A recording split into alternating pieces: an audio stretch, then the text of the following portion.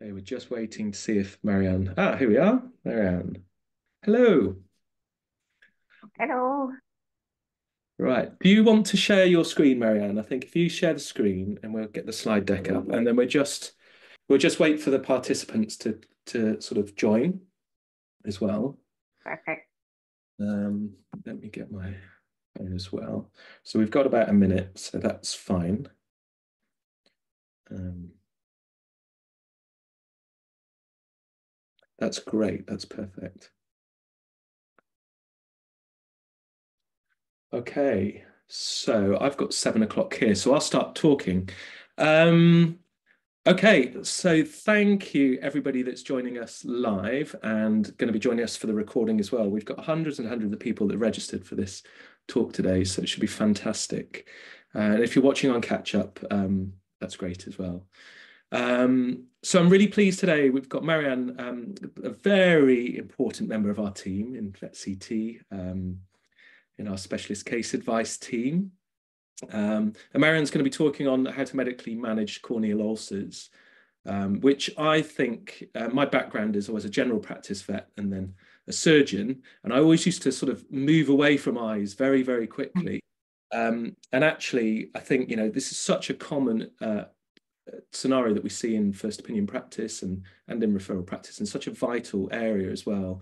And certainly one area where I could never quite get my decision making. So I'm really looking forward to hearing this talk as well today. A little bit of a sort of caveat to this as well. Marian's had some voice issues. So tonight we've actually recorded the webinar, but Marian's going to be here live and also live for the Q&A as well, just in case her voice drops out. So we just wanted to have some consistency, just to say that. So when we go into the lecture, the best thing to do is just to up your volume to the maximum. So because the way that Zoom records pre-recorded webinars, it's slightly quieter. But you'll have to put up with me just talking about our service, first of all, if that's okay. So Marian, could you just move on to the next slide, if that's all right? So yeah, so my name's Richard Artingstall. I'm Director of Teleconsulting at VET.CT. Teleconsulting is specialist case advice, and that's what we're here to talk about today. So VET.CT, I'm sure if you've registered this, you're aware of VET.CT, but just a little introduction. We're a global team of over 200 specialists. We're essentially here to help you in practice. The specialist case advice side is actually made up of about 55 specialists, 11 different disciplines. We provide that. VET.CT also provides, obviously, exceptional radiology in CT, ultrasound, MRI interpretation. And we've actually got an educational arm where we work with universities, developing students and residents and stuff like that. So there's a lot we do. What I want to talk to today about, and the idea about these lectures, is to understand the people behind our service. So the specialist case advice service essentially gives you written case advice to treat cases in-house. We give really fast turnaround times. So we say 12 to 24 hours for written advice, and often it's much, much quicker, can be within 2.5, 3 hours sometimes. You can access us, depending on the discipline, through different means, through text, appointments, callbacks, or written reports. And in the ophthalmology service, it's through 24-hour written reports as well. Okay, but what we do provide, which is fairly unique and different from others that do this, is that reliability, that you know that you're going to get that report and that you know you're going to get that advice, sorry.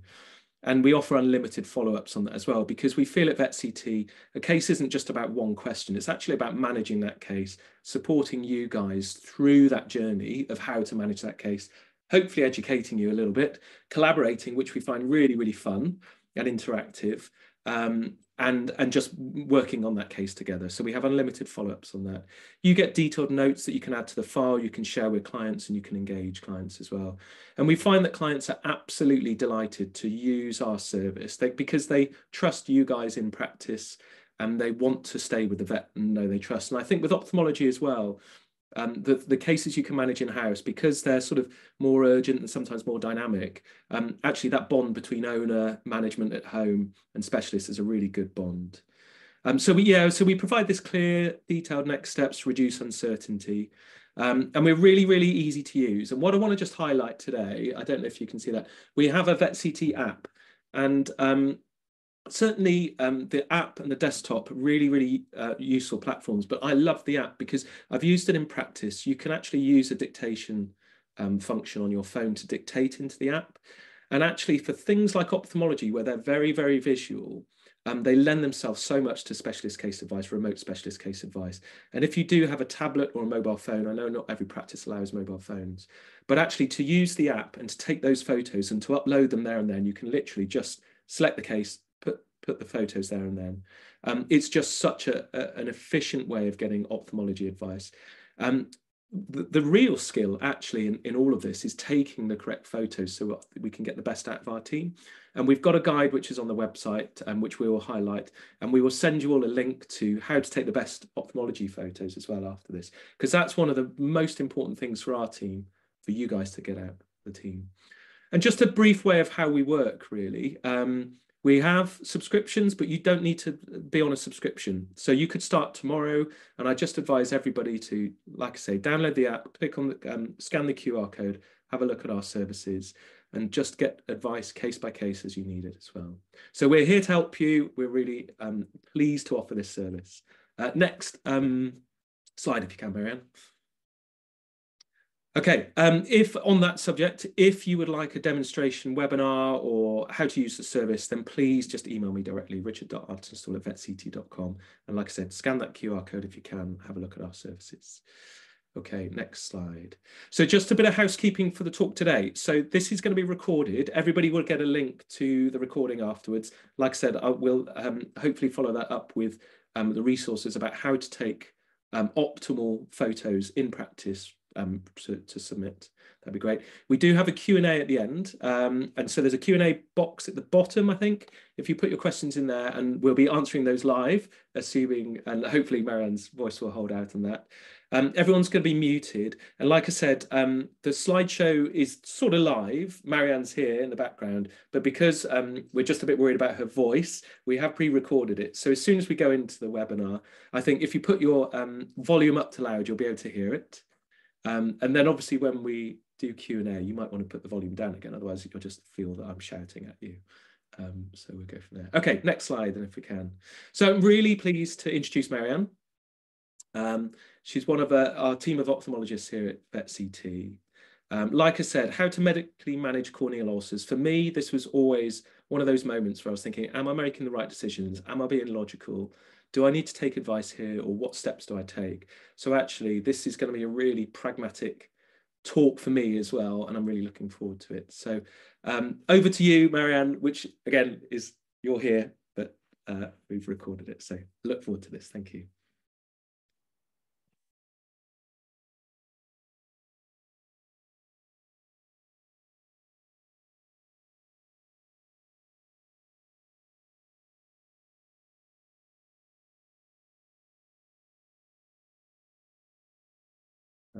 Now, Marian, I cannot hear the audio at the moment.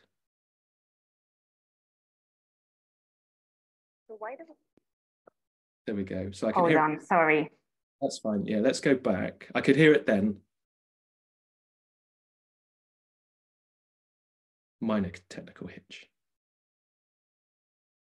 This web.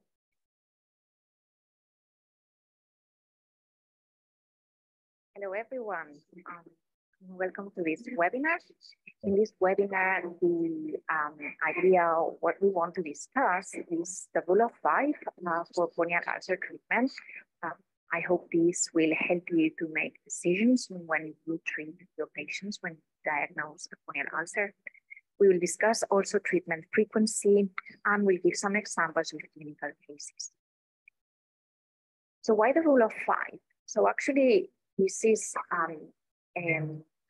because there is not a lot of consistency between vets, even between ophthalmologists, on how to treat ulcers. There are like general rules, but I thought we need a way to think straight when we are busy and we have many things to deal with in our day-to-day clinic. That helps us to make a plan for our patients with corneal ulcers. It is also important because this rule of 5 will help us consider Other concomitant eye diseases, for example, dry eye can be sometimes missed, and it's important that we diagnose that very early on the disease. Also, because on this day and age, we're trying to be more rational about the use of antibiotics, and this rule of 5 will help you make decisions on which antibiotic to use. And then this, because you will be following this rule of 5, it will hopefully help you to make sure you don't miss any treatment that you should be given to that patient. Okay, so let's start with the first one. The first one is something that we should be, as vets, we are very aware that we need to control pain in our patients. The welfare of our patients is so important, and that is within our core values, right, as vets. So how can we manage ocular pain, which is slightly different than other types of pains? So we need to do cycloplegic. So we need to choose cycloplegic drugs. And there's 2 cycloplegic drugs that we have in the market. One is atropine, which I'm sure many of you know, and the other one is cyclopentolate. So the atropine, remember, is contraindicated when there's a high intraocular pressure, or if you suspect there is a lens luxation or subluxation, because it will also dilate the pupil. It can temporarily reduce the tear production, so it might not be our choice if we are dealing with dry eye. The good thing of atropine, and I like it, is that you just use it once a day. Of course, you need to be careful, as this has a very bitter effect, taste. So when the patient, the atropine travels through the nasolacrimal system and reaches the nose of our patients, they can taste it and they start salivating quite a lot, which can be quite traumatic. The other option is cyclopentolate. As I said, this might be less known. This can or needs to be given twice daily. And it's true that some patients, it's easy for some patients. So I always ask, if I started using it when they come for checkups, if any of the drugs that they are applying can think that are irritating the patient. So I make a note on the file of the patient. Another important point is that phenylephrine or tropicamide, although they dilate the pupil, they are not cycloplegic, so they will not help with pain. So, do we want to dilate the iris? So in some scenarios, we will want that. So the previous step, when we decide if there is more or less pain, we need to think of whether we want the pupil to be dilated or not. All the cycloplegics will dilate the pupil. That's important. So when do we want the pupil to be dilated? We need that when there's uveitis. Yeah? So when there's inflammation of the uvea, remember, is the iris, the ciliary body, and the choroid, right? So when there is uveitis, the iris, especially the iris, gets thickened and gets quite sticky. And as you see, it can be very close to the lens. And that stickiness, because of the inflammation, they can cause, it can lead to adherences. That's what we call posterior synetia. And that can lead to further complications. So we really want to avoid that. So when there's uveitis, we will want the pupil to be dilated. As we mentioned before, it's contraindicated to dilate the pupil if we have a high IOP, or if we suspect our patient has luxation of the lens. Our drugs, so in this scenario of iris dilation, it will be atropine, cyclopentolate, and tropicamide. Tropicamide and phenylephrine will dilate the pupil period of time. But remember, they are not cycloplegic. So the third step that we need to think in our patients with corneal ulcers are anti-inflammatories. So topical anti-inflammatories, we know steroids are completely contraindicated as they can reduce melting ulcers and they will reduce the corneal healing. The NSAIDs, the non-steroidals, will reduce as well the corneal healing, but in some cases, they can help to reduce the influx of inflammatory cells in the tear film and the cornea. It is not clear whether NSAIDs will lead to melting, but it's not that a drug is commonly used in the scenario of a corneal ulcer. I would say use it certainly if you think there's infiltration of neutrophils, or if you see uveitis together with a corneal lesion, and you could use it maybe once or twice a day. With systemic anti-inflammatories, of course, we need to consider concomitant diseases, and it's not.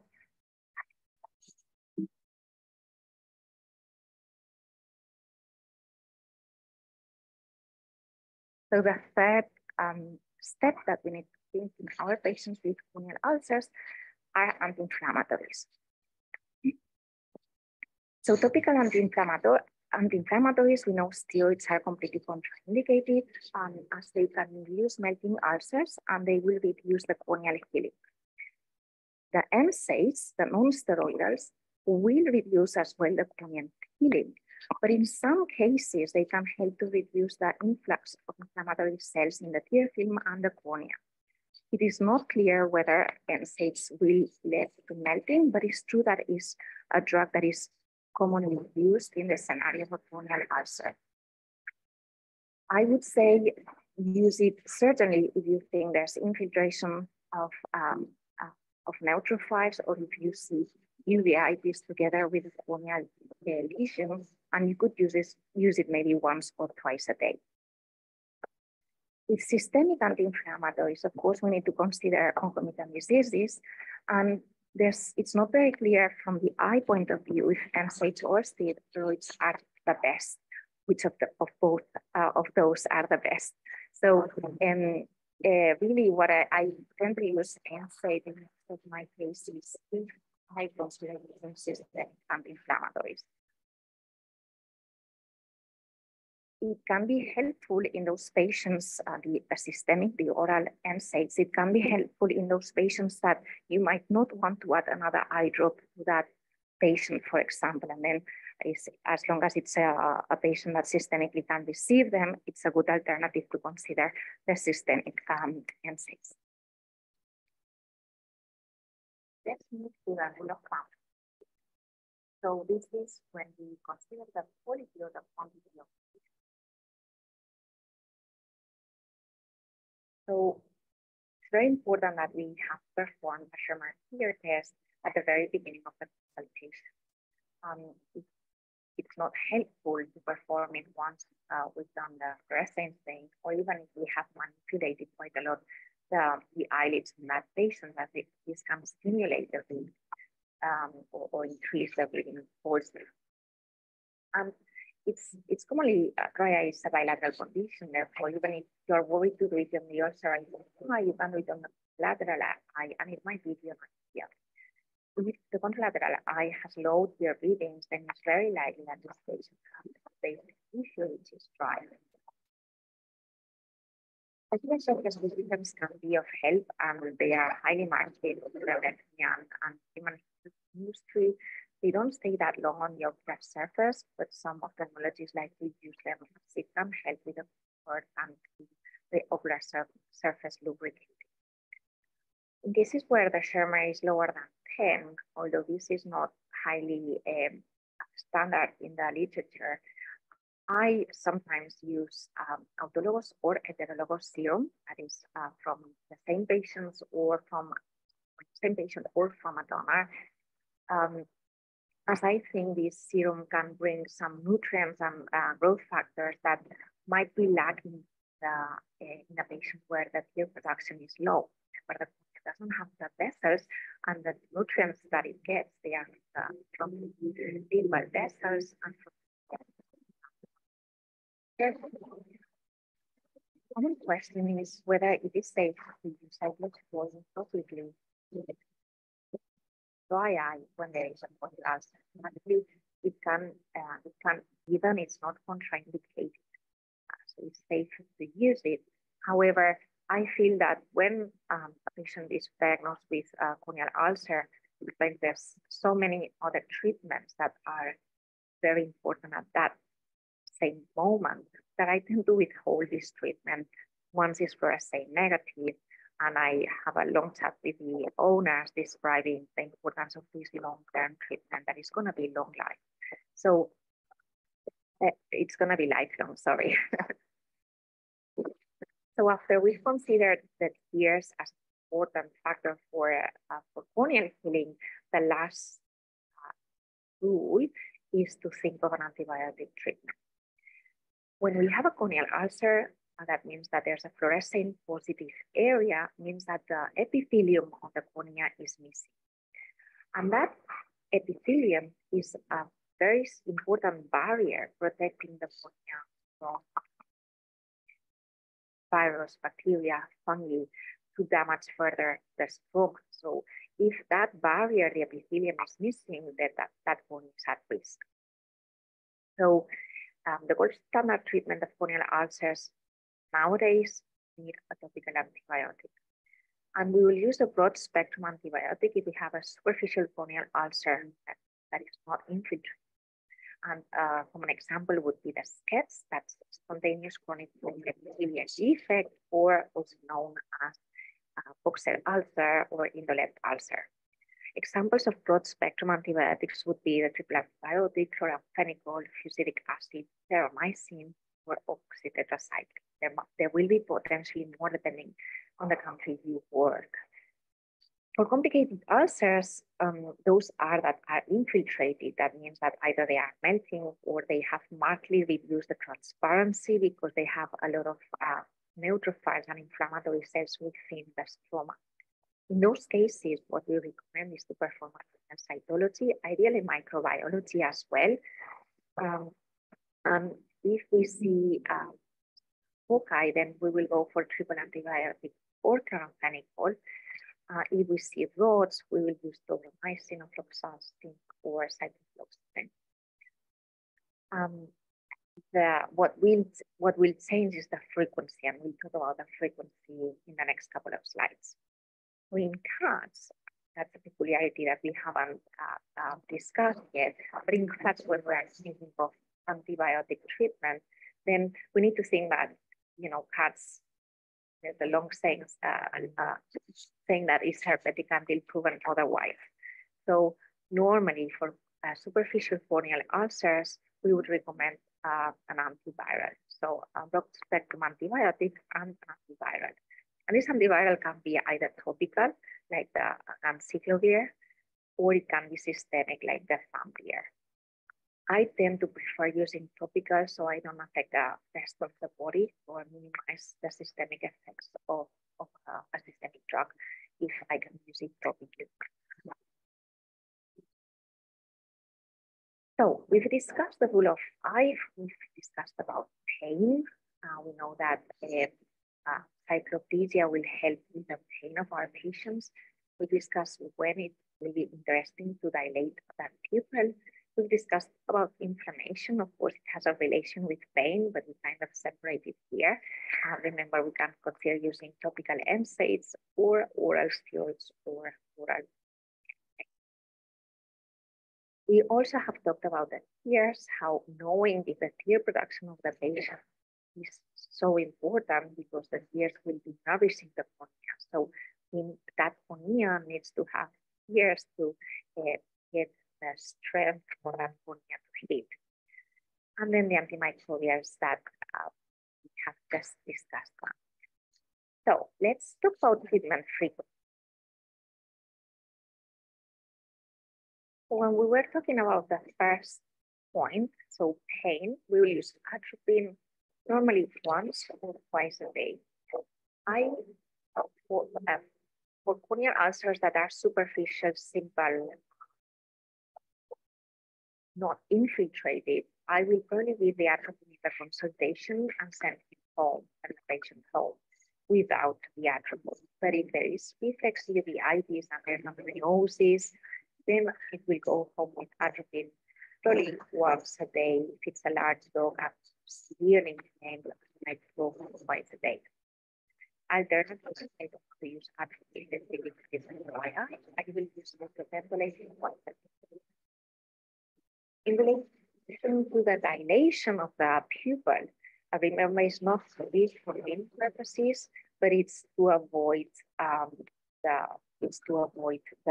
synechias, those adherences that we were discussing before about the iris getting stuck to the lens. Yeah, and the ones above will help us as well if we need dilation. So number 3, the inflammation, right? So we said we can use topical NSAIDs, is safe. There is ketorolac and diclofenac in the market, which are kind of long, they've been in the market for quite a long time. And there's a relatively recent study showing that actually using topical NSAIDs can cause the same incidence of gastrointestinal bleeding than oral NSAIDs and steroids. So we need to be careful with that. And the NSAID that caused severe gastrointestinal bleeding was the ketorolac. So I tend not to use ketorolac anymore, and I do diclofenac. Newer non-steroidals are the bromfenac or nevanac, which I tend to use it only once daily. And again, I just use them if there is a lot of infiltration or if there is a lot of pain and I cannot give them more adequate or systemic. Of course, regarding the systemic treatment, you will use that you feel more comfortable. I tend to use meloxicam or carfentanil or prednisolone patients. Regarding the tears, so eye lubricant, is it necessary twice a day? Is it enough? There's a relatively recent study showing how even the gel or the more creamy ointments lasted no more than 40 minutes or 30 minutes. So I'm not sure how helpful they can be. Surely they help with comfort, but the frequency, of course, is an issue there. What we need is the eye to produce its own tears. That's our objective. So if there is a low tear production, what we need to think is that probably that patient has an immediately dry eye, and we will start at some point, not necessarily the same day, but at some point cyclosporin. In the meantime, if there is a very severe dry eye, I would start using serum, as we said before, and especially we will use serum in complicated or ulcers or melting ulcers, and we use it quite a lot, from 4 to 12 times daily, sometimes even hourly. So we hit them really strongly. I'll show you some images of examples so we clarify all the concepts. Another antiproteolytic agent is the acetylcysteine, which is marketed currently in many countries in the East.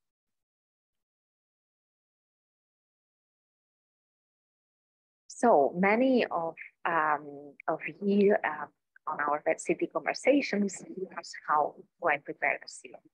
So I tend to use a horse runner because I can bleed him, actually her, quite a big volume compared to a small animal patient.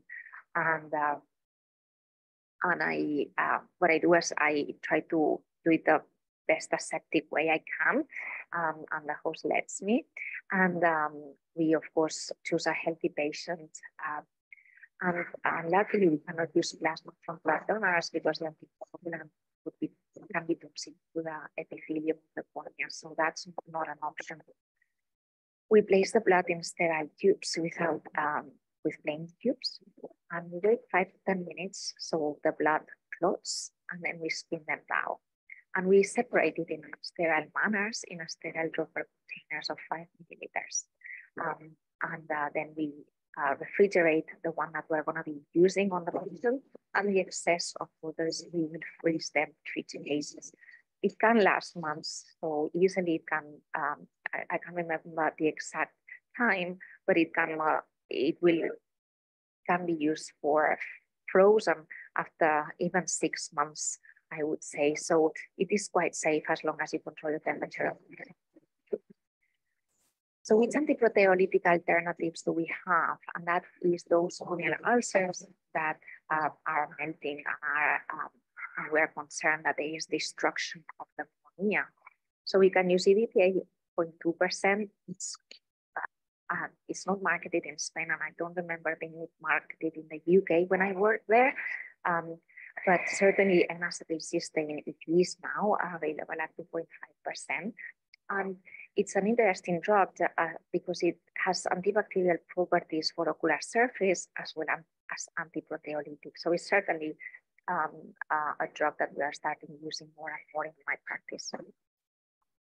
And this is important because in some countries in Europe, vets cannot extract blood from another patient to be given to another patient. So it's starting to get complicated with the legislation, and since serum is not an option for them, that's why I'm discussing these other alternatives of serum, because it might be helpful and it might be something that you are experiencing in your country. So let's talk about the frequency of treatment for antimicrobials. So as we've said, for superficial corneal ulcers, the typical example would be a sketch or a corneal ulcer, or because there's an ectopic cilia. We can use either eye ointments, which can be used less frequently. I kind of like them. They are a bit sticky and sometimes owners struggle to apply them, but it's because the frequency is less, I think it can be helpful for some dogs that are not that easy to manage at home. So deromycin 2 to 3 times a day, fusidic acid the same, chloramphenicol I would do the same 2 to 3 times daily. If we decide to go for eye drops, then there's triple antibiotic 3 to 4 times daily, or chloramphenicol eye drops 3 to 4 times daily. So see the frequency with eye ointments, because they stay on the ocular surface much better, much longer, then you don't need to apply them as frequent as eye drops. So there's pros and cons. Some owners struggle a lot to apply an eye ointment and they prefer drops. So it's worth really discussing this with the owner about their preferences. So for antimicrobials in complicated corneal ulcers, those ulcers that are infiltrated with melting, we already mentioned that we would do a cytology to be able to identify if there are yeast, the type of bacteria that we are facing. And this gives you a quick answer if you do the cytology yourself, and it will help you to see the amount of bacteria on the ocular surface, and that will help you to tailor the frequency of how aggressive you need to be with the intensity of the application of the antibiotic. Sending it for microbiology, of course, is something that's highly recommended. Unfortunately, this is very helpful when your initial choice has not been optimal. So if that corneal ulcer keeps progressing, it could be that the agent or the bacteria that is present is resistant to whatever antibiotic you have chosen, and that's leading to progression of the disease. Then you get your microbiology back with the sensitivity, and then it might be the moment where it will be really helpful to get that report, right? But in a normal scenario, many times it will just work that way. So it is possible. So something advisable for sure. So as we said, if they are cocci, we will use triple antibiotic, and you see that our frequency goes much higher, 6 to 8 times a day, or chloramphenicol 6 to 8 times daily. If we see rods, then we'll use one of these 3 options. This is how I approach my corneal ulcers. I know some colleagues do it differently. And I use this one of these 3 options, 6 to 8 times a day. If I see fungi or yeast, I would choose an antifungal, and this needs to be given as well with high intensity, especially as we have many times, most of the times, antistatic and fungicidal. So we've gone through the rule of 5, and I've explained you what it is. So the idea is that the next time you have a patient with a corneal ulcer and you're about to prescribe medication, you stop and you say, okay, so do I need to control pain? Which options do I have? And do I need to dilate that pupil? Fine. I might not need it. Inflammation, do I need to give an anti-inflammatory? are the tears of this patient well? Are they within normal values? Do I need to do something further to help that ocular surface? And then the antimicrobial choice with when you gather all the information. So that will be the idea of this rule of 5 that hopefully will help you on your day-to-day practice. Let's see some clinical cases to try and put into some examples of corneal ulcers and how do I manage them. So the first case is a boxer. She's a 5-year-old female male. Her Schirmer's in her right eye is 9 millimeters per minute, and she has a superficial ulcer in the left eye. There's mild corneal edema, very lesionally, some neovascularization, and she has lucid.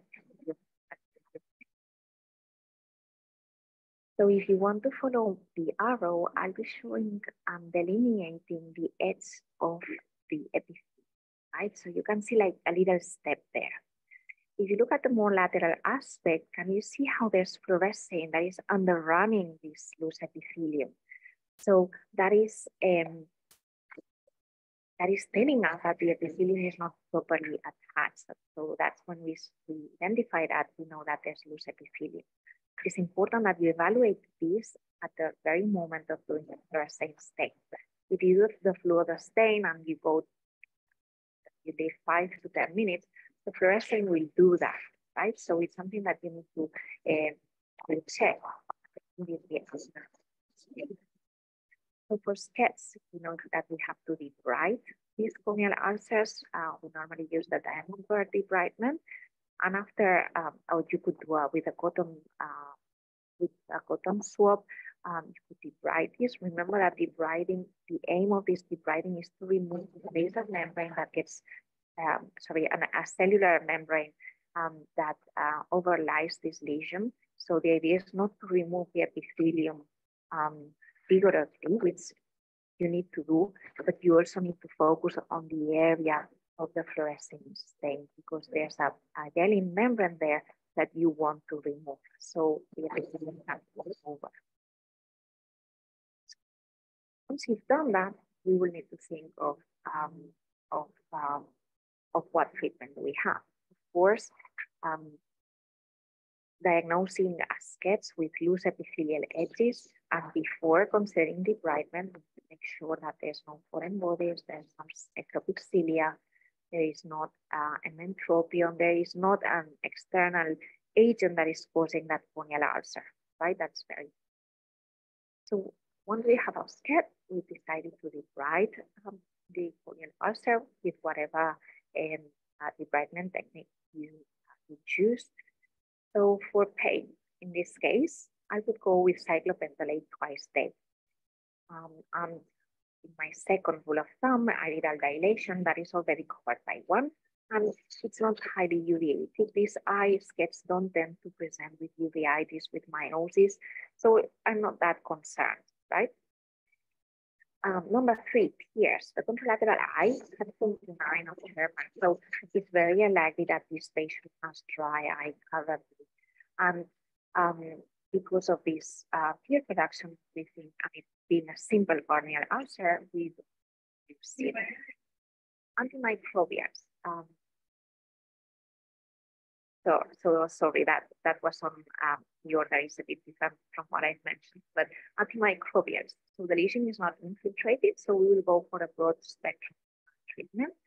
And anti-inflammatory, we will consider the patient's discomfort. So oral anti-inflammatories, we will decide the comfort of the patient. After a debridement with diamond burr, I give 1 or 2 weeks of oral NSAIDs with the patient can receive.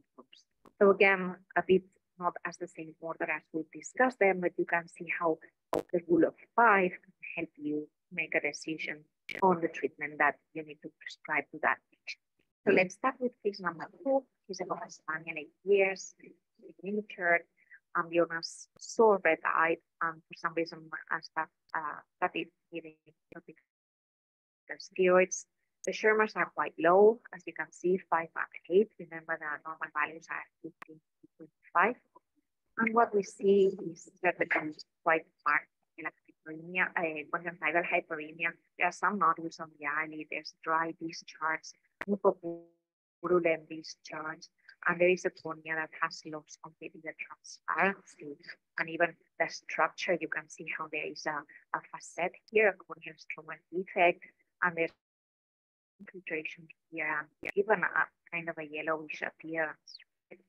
In the left, visualization features low senior patient.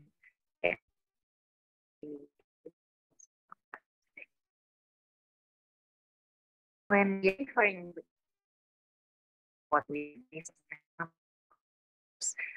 is that it's easier to the cornea is all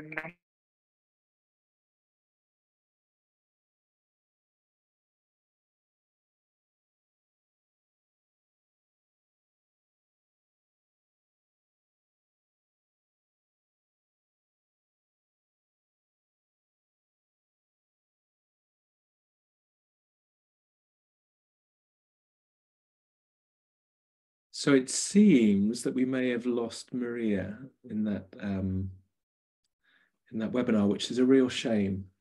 So we're just going to give it a couple of minutes, actually, just to see what's going on there. Sorry for the quality of the recording. I think it's just the nature of the internet. The recording is clear at our end, but if it hasn't come through, do apologise for that. If you give me 2 seconds, I'm just going to go backstage just to see, because we have a backstage part here. So just give me 2 seconds and I'll come and give you a quick update.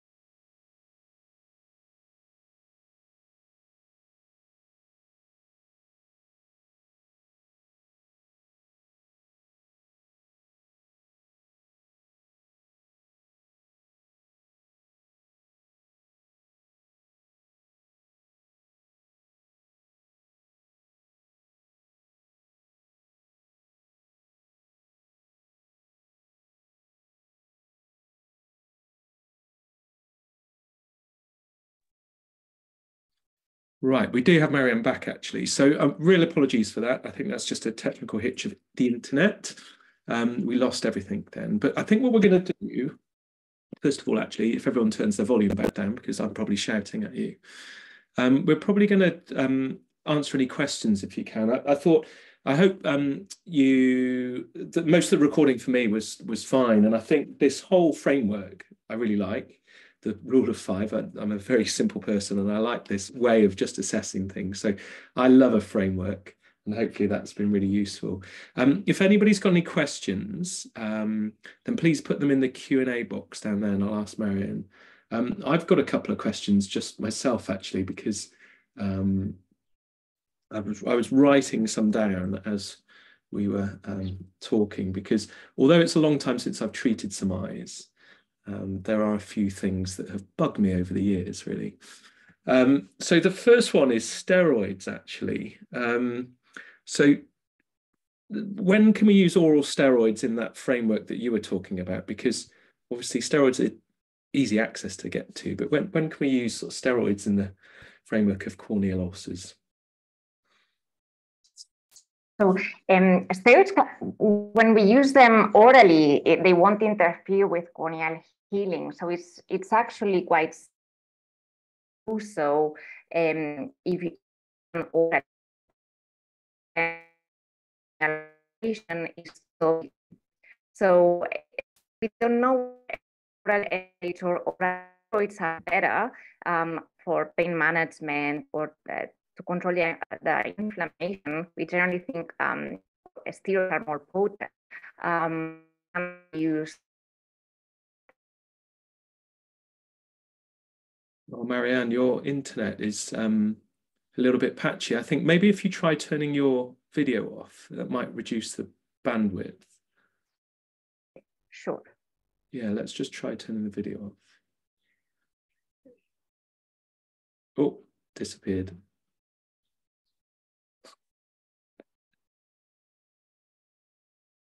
Aha, we're back. Oh, sorry, guys. I'm so sorry. Let me stop the video. Yeah, stop the video and keep the. That's it. So can you still hear us? Sorry. Yeah. Yeah. I suspect this might be a little bit better because obviously sometimes just video takes up the bandwidth. But yeah. Sorry. Do you want to go over that again because I didn't catch all of that? Sure. So steroids. When to use? So we can use them in framework of corneal ulceration. It's safe to use them. It's safe to use oral steroids as well as it's okay to use NSAIDs. So there's kind of a misconception that steroids cannot be given if there's a corneal ulceration, that oral steroids cannot be given. But this is not true. They can be given if necessary. What it cannot be given in a corneal ulceration is a topical steroid. That would be completely contraindicated. Fine, great. We've got a question that have you seen GI side effects with ketorolac? It's not something that James has experienced. So have you seen any GI side effects? So I had a bad experience with after reading that article that I mentioned, where this was a retrospective study and they looked into GI bleeding in patients receiving topical NSAIDs. And I had a patient for post-cataract surgery that developed a terrible hemorrhagic diarrhea. Whether that is exclusively related to the ketorolac or the combination of the oral NSAID and the topical ketorolac, that I don't know. But certainly the numbers on the incidence in that study showing the bleeding of gastrointestinal bleeding on patients, the percentage of incidence was quite similar with in both groups, in the groups where they received steroids and in the group where they received topical NSAIDs. So I tend to be more cautious since I read this article when I use topical NSAIDs. Okay. And when you say you're more cautious, is that dogs with pre-existing conditions that you'd be more cautious in, or what is your caution in that note? Dogs with pre-existing conditions for sure, but also the size of the patient. So if it's a small patient, the systemic absorption on the ocular surface and the mucosa will be the proportion in a small animal, in a small volume dog or cat will be much more than if I'm treating a larger dog. So certainly I'll take that into account when I'm choosing to use them and choosing the frequency of what I use. Yeah, that absolutely makes sense. Okay. I've got some pressing questions myself anyway, but I've got limited experience of using serum in practice. But when it's not an option, have you just used EDTA at the same frequency or N-acetylcysteine as well? So yeah, no, that's a great question because we've had some vets, I think it's from Germany especially, that they are not allowed to bleed a patient to use it on another because it's considered like a drug and they are not licensed to apply, to manipulate drugs, if that makes sense. So a good alternative that is commercially available is the N-acetylcysteine, 2.5%. And this will help with the melting ulcers. So in complicated ulcers is a good option. And it also has antibacterial properties. So for the ocular surface of a corneal ulcer, it will be quite beneficial. Now with EDTA, we use them more when there's calcium on the cornea, which is commonly seen in very senior patients, but it's not formulated, so you have to do it yourself. And we have a recipe that we share with our VET.CT clients when they have a situation of a patient with a corneal. So we use the EDTA from blood tubes, and we have a little recipe that they can do. I cannot remember from the top of my head, but that would be also an option for corneal ulcers for complicated corneal ulcers. Yeah, great. Okay. If anybody else has got any more questions, I don't want to just hog the question thing, but I've thought of a few through this. There's no more in the question and answer at the moment, but I've got one last one from me actually. It's around antibiotics. Do you ever see scenarios where multiple antibiotics needed to be used rather than just a monotherapy antibiotic in the eye? That's a great question, because we are currently in the world of this One Health, trying to be wise on the use of antibiotics. I know some colleagues use a multi-drug approach in severe corneal ulcerations. I tend to use monotherapy to start with. So I will certainly use one of those three in a complicated, so afloxacin, ciprofloxacin, tobramycin, and I would try to avoid mixtures, especially because we don't know how they interact in the ocular surface. So I tend to try and use monotherapy. Okay. And a question similar to mine, I suppose, but what is triple antibiotic therapy when it comes to eyes? Yes, sorry. This is a common description in the literature, but there are, I don't think it's present in the UK, but there are some in other European countries. Is a bottle of an eye drop, a multi-dose that has 3 antibiotics in it, normally polymyxin B, neomycin, and gramicin. So it's kind of a combo of 3 drugs, and that will be when I use. It's kind of a triple therapy, but it's often given as a one drop, and it's considered a broad spectrum because it's mainly aimed to gram positives, which is what there are on the corneal surface. So we use it as a first line approach for corneal ulcers. Ah, interesting. Okay, and there are no silly questions. So that's the rule. Actually, that's the rule of VET.CT and our specialist. Absolutely. There are no silly questions. And that sort of brings me nicely on to probably summarising up, unless anybody else has got any questions now. So I'll just give about 30 seconds while I give the final sort of thanks and stuff like that. So thank you so much, Marian. I know it was a difficult situation with your voice. And I'm really sorry. No, you do not need to apologise at all. I thought it was a really useful talk. And it came across clear until the end to me. So hopefully all our delegates will feel that as well. And I thought the framework, like I said, surgeon's mind, love a framework, love simple things to think about. So that really, really clarifies things for me. So I thought it was a really nice talk. Thank you. If anybody's got any questions, then feel free to email them in and we can answer those as well. We will, like we said, a link will come out with the recording, and we'll try and send a link out about how to take photos of eyes as well, so you can get that support in practice.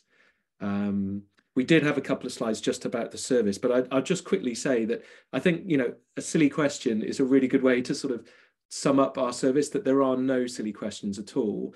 And actually we're geared up to answer the most simple question and just to help you through your day, or to answer very complex questions as well.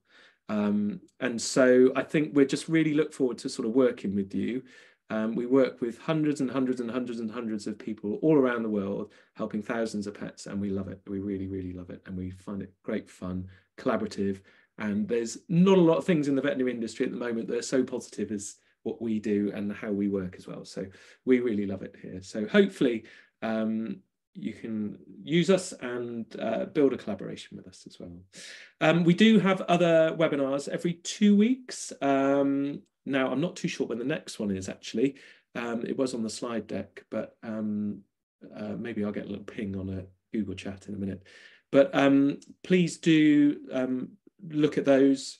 I think we've got one on dyspnea coming up with Chris Byers, one of our double-boarded American specialists, and that should be fantastic. We've also got an oncology talk as well on quality of life of dogs with cancer as well, which I think is going to be fascinating.